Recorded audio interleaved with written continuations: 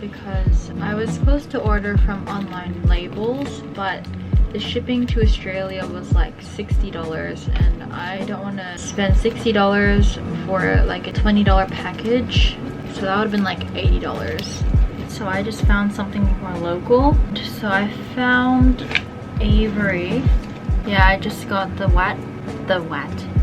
matte white paper rectangles. The only thing that I'm concerned about is the back, which has their writing on it, but I can't do anything about it. Please forgive me if you do order, please. I will definitely look for or try a new provider, but I'm just not a fan of this. Like, I don't understand. I really don't understand. Oh, I'm so excited. Okay, but I got these. This is just so ugly, but I can finally start making my dream come true. One of my dreams come true.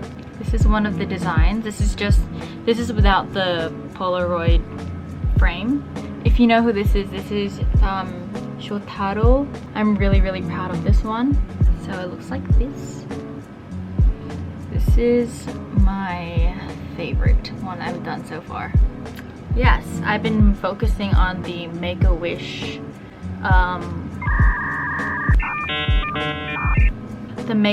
era because that got me into NCT. So I'm now a fellow NCTzen, or Shijini. I'm a Shijin. I will also be purchasing a silhouette printer.